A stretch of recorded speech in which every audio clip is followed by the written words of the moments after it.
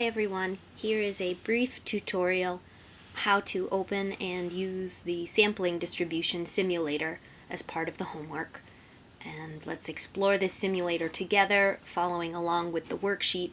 And hopefully by doing this we'll come to understand the definition of what is a sampling distribution. We'll get to talk about what is a sampling distribution, and also by doing this homework, what does it mean? What does it mean to say the sampling distribution of the mean? What is that? It's a thing. It's an object. What is that object? What does it mean specifically to say about the sampling distribution of the mean for samples of size 5? These are questions essential to this homework worksheet, and let's make sure we understand how to access the simulator. So here I have a copy of the homework worksheet, which says to, which this worksheet says to first open the web page and read the instructions on the website before then clicking the begin button and starting this worksheet. So the worksheet also displays the link to the simulator here. When I click that link, it will open the website page where there's a whole list of things. And as we said, the instructions on the worksheet say to read these instructions before clicking the begin button. So if you haven't already had a chance to get to this website, I'm going to pause the video now, or give a moment, feel free to pause, open your worksheet, follow the link to this website, open the website, and read the instructions. Read at least the first 3 to 4 paragraphs. And as soon as I've paused for a minute, I'm going to assume that you've read these instructions when I start talking again.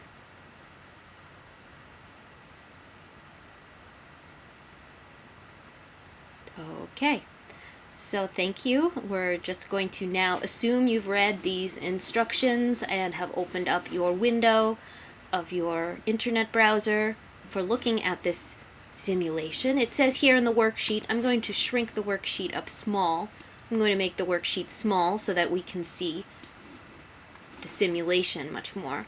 It says in the worksheet to begin and then click the animated sample button. This is what the worksheet says. Part 1, question 1, click the animated sample button. 5 scores from a normal distribution will be pulled from the population and plotted on the second histogram. Then the mean, the average of those sample numbers, will be plotted on a third histogram. That's all to just observe. Question 1 is just observe what happens when I animate the pulling out of a sample of 5 numbers from a population and take the average. What happens here? And question 2 says repeat this process 6 or 7 times like this. Well, what does the blue histogram represent? What does the blue histogram represent? That's the question 2.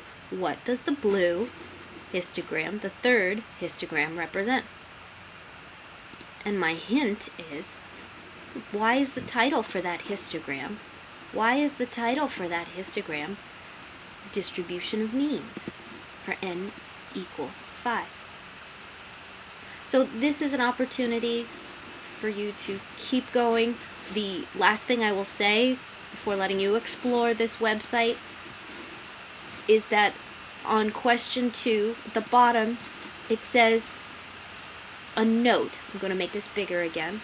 It says, note, on each histogram, the red line extends from the mean 1 standard deviation in either direction. Also, it says that any colored vertical bar marks a statistic calculated from the data, and that the colored bars match the statistic. What these two things mean. The first thing, if I look back at my simulator, the first comment tells me, the first comment about the red line, you can see an example is here. In this case, the red line from this center red line, which represents the mean, the middle, from the center red line, this red line extends 1 standard deviation in the left direction and 1 standard deviation in the right direction from the mean. 1 standard deviation, well, how do I know that it is actually 1 standard deviation? Well, the actual measured number as it's listed here is 5. 5 steps are taken. 1, 2, 3, 4, 5. That's the length of this part of this segment of the horizontal line is 5. And this number is calculated from the data, the distribution, the data itself. So that's the first part. The red line extends, and you can start to see it as well. Here as well, there is also a red line. If I just jump the simulation, you see, as you jump the simulation, you can jump very quickly. You will also see the red line as well down here. So the red line extends to the left and to the right 1 standard deviation from the marked center, the marked mean. Now the second part, coming back to this worksheet, the second part of this note says that there are colored bars below the axis, the x-axis, which you can see. These colored bars below the x-axis mark a statistic calculated from the data. So, making this bigger, any colored vertical bar below the x-axis marks a statistic calculated from the data. And the colored bars match the statistic of the same color. What does that mean? If I shrink this back up, what does that mean? Well, here you can see on this histogram, there is the statistic for this data set. For this data, when you pull down, when you add a new mean, each time you add a mean here, the average of those means is the blue number. It's also the blue line down here.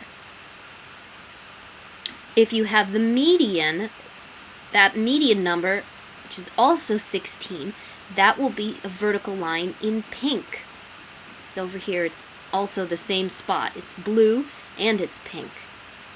And the red, again, 2.25, the red is the line that represents 1 standard deviation from that mean. 1 standard deviation from that mean in either direction. So if I clear this simulation one last time, as I take a sample and I drop the sample down, as long as I've sampled at least 2 times, well, now I officially could have, for these 2 numbers, an average, a mean, and I could have a median, a middle number, and I could have a standard deviation. And you start to see that there is no standard deviation. The mean is there, the median is here. I think that this is not logical in my mind, why the mean and the standard deviation are 0. It may just be because you have only a few simulations. I see the median is working. I'm not sure I understand this. I will need to think about this more too. But hopefully what we've done so far is we've demonstrated, number 1, how do you access this website? How do you begin exploring the questions that are asked in this worksheet? How do you begin exploring these ideas and explaining a little bit about how to, given these comments on the worksheet, how to navigate the website, the simulation itself. As always, please feel free to reach out to me by email or phone if I can answer any more questions, and I will see everyone in class.